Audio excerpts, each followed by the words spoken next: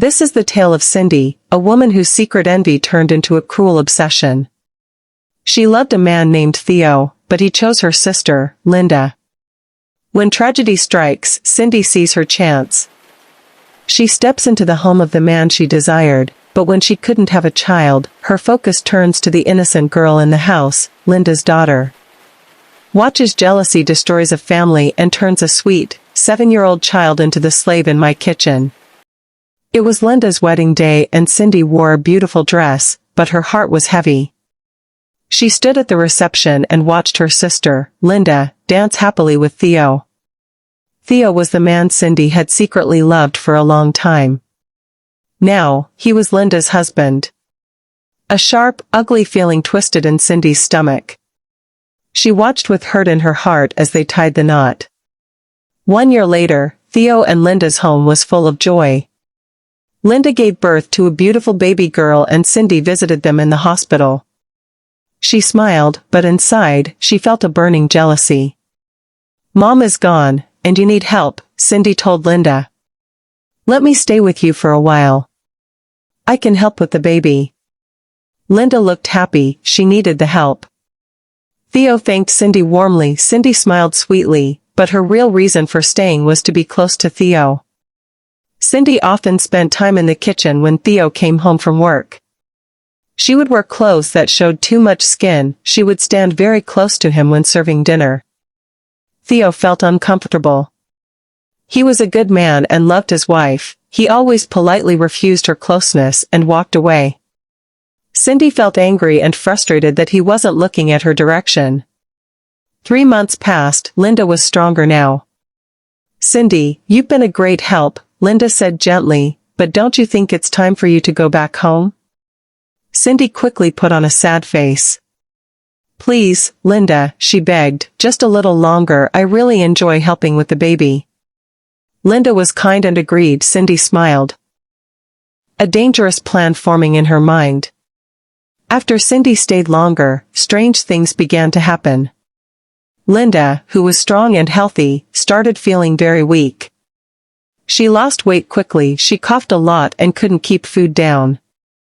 Theo was worried sick and took her to the best doctors, but no one knew what was wrong. A short while later, Linda's health got worse very fast. One sad morning, she died in her sleep. Theo was heartbroken, he cried for days. Cindy pretended to be sad, crying louder than everyone else at the funeral, but inside, a tiny voice cheered, the woman who stood in her way was gone. Theo was lonely and in deep pain. Cindy was always there. She cooked his favorite meals and listened quietly while he talked about Linda. One night, while he was very sad, Cindy moved closer to him. She didn't have to seduce him this time. Theo was broken and gave in to her comfort. Cindy had finally gotten what she wanted. A few months after Linda's burial, Cindy moved officially into the master bedroom. She became Theo's unofficial wife. She had achieved her dream, living in Theo's house, with him. A year later, Theo and Cindy did a court wedding. As time passed, deep inside, a new worry began to grow in Cindy's heart. Cindy could not get pregnant. She longed to have Theo's child, but it never happened. Linda's daughter was now 7 years old. The child looked exactly like Linda. Every time Cindy looked at the girl, she saw Linda's face, the sister who had married the man she loved first before her. The lack of her own child and the sight of Linda's child fueled a terrible hatred in Cindy's heart. Theo got a big job promotion, but it was in a distant city. This meant he had to move away and would only come home once in a while. Cindy pretended to be sad, but she secretly smiled. With Theo gone, she could finally treat Linda's child the way she felt she deserved to be treated, without anyone watching. The moment Theo left for the new city, Cindy's cruelty began. She walked into Linda's daughter's room. The 7-year-old was playing with a doll. Cindy snatched the doll away. "You don't deserve nice things," she spat. "This house is mine now. You are not welcome here." The girl looked up, scared. Cindy dragged the child out of her comfortable room and pushed her towards the kitchen. "From today, this is your home," Cindy ordered. She pointed to a dark corner behind the large cooking area. The kitchen became the little girl's prison. She became a slave in her father's house. All day, Cindy locked the child in the kitchen and stopped her from going to school. She fed her only scraps and crumbs left over from her own meals. "Your mother married the man I loved first, now I am a second wife," Cindy hissed, leaning close to the frightened girl. "You are a reminder of my pain." The girl would cry silently, missing her mother and father. Theo, working far away, was a good father. He sent money regularly for his daughter's school fees and needs. Cindy would take the money right away. She didn't buy books or uniforms. Instead, she bought expensive clothes and jewelry for herself, ignoring the child completely. Each time Theo calls home, Cindy would warn the little girl not to spew what is going on, that if she does, she will be gone. The poor living conditions, the cold kitchen floor, and the lack of good food made the child very sick. She coughed badly and shivered all the time. She was lonely, hungry, and terrified. She knew she couldn't tell her father, because Cindy had threatened her with much worse if she spoke the truth. One afternoon, Theo got a call from his daughter's school. "We have been worried. Your daughter hasn't come to school for long now," the teacher said. Theo was shocked. "You said what? That is not possible." "Thanks for the information," Theo said and quickly hung up. Theo called Cindy immediately and screamed at her. He asked her why his daughter hasn't been going to school. Cindy lied. She told Theo that she noticed his daughter wasn't performing well academically, so she decided to enroll her in another school, and she is seeing a great improvement already. "Oh wow, you would have at least told me now." "Sorry for screaming at you," Theo said. "You have done well. Thanks for loving and taking care of your sister's child like your own. I love you." Cindy said, "I love you too," with a frowned face. Theo told Cindy to extend his greetings to his child when she returned from school, and the call ended. After the call, Cindy entered the kitchen and gave Theo's child a knock on her head. "The slave in my kitchen, ha ha ha ha," she laughed. "I believe you are enjoying your new room." "Mummy, please, this place isn't okay for me. I want to go back to my room. I want to go to school," the little girl said. "Shut your mouth, that looks like your stupid late mother's own. I am not your mother and I can never be." Cindy slammed the door and walked back to the living room. The little girl cried and cried until she slept off. A few months later, some of the plumbing materials in the kitchen were damaged. Cindy searched her phone for the number of the guy who has been responsible for handling such repairs in their home. Cindy reached out to Theo to send the number. "Theo, darling," she cooed, "the kitchen pipe is completely broken. Water is everywhere. Can you help me call Mr. Ben immediately? I misplaced his number." "I will send you the number instead," Theo said, and he sent it immediately. Cindy called Mr. Ben, and the next morning, he arrived at the house. Cindy let him in, quickly pointing to the faulty pipe under the sink. "Just fix it and leave," she said in a cold voice, making sure she stood near the kitchen door. Ben bent down to look at the pipe. He noticed a dark, small corner behind the fridge. As he reached for a tool, he saw a small, thin figure huddled in the corner, shaking. It was a child, wearing dirty clothes. Ben took a closer look at the child's face. Even though she was thin and sick, Ben instantly recognized her. "Oh my God," he whispered to himself, "is this not Linda and Theo's daughter? What is she doing back here?" His heart hammered in his chest with shock and sadness. Ben knew he had to act fast. He pretended to go outside to get a bigger tool from his van. He made sure Cindy couldn't hear him and quickly called Theo. "Theo, it's Ben the plumber. Listen to me. This is serious." He spoke in a low, urgent voice. He described the terrible state of the child in the kitchen. Minutes later, Theo called Cindy, his voice shaking with anger and disbelief. "Cindy, what is Ben talking about? Where is my daughter?" Cindy's face went white. She laughed nervously. "Oh, Theo.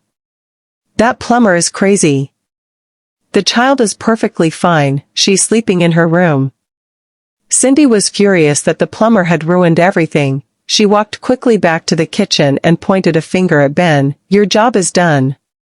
Get out of my house now," she shouted. Ben looked at the shivering child one last time, promising silently to help, and quickly left the house. A few hours after the phone call, Cindy received a text message from Theo. It was short and serious. "I am leaving work now. I will be in town and at the house in 2 days. We need to talk. I need to see my child." Cindy panicked. 2 days was not enough time to make the child look healthy and pretend everything was fine. She knew it was over.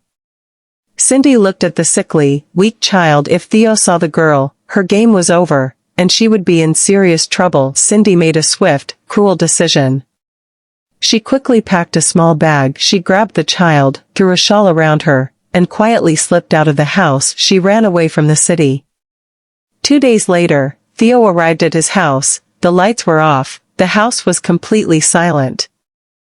He called out his daughter's name. No answer. He checked every room. The house was empty. Cindy and his daughter were gone. Fear, mixed with rage, flooded Theo's body. Theo immediately called Cindy's phone. Cindy answered, her voice cold and hard. "You will not see your daughter," she stated plainly, "not until you put 50 million naira into my bank account." Theo was stunned. "What are you doing, Cindy?" he yelled. Cindy lost control and screamed her true feelings. "I hate that child. She is Linda's child. I was meant to be your first wife. Not second, but Linda, she took you from me. Now I am wife number 2. Theo listened in horror. The evil behind her actions was finally, shockingly clear.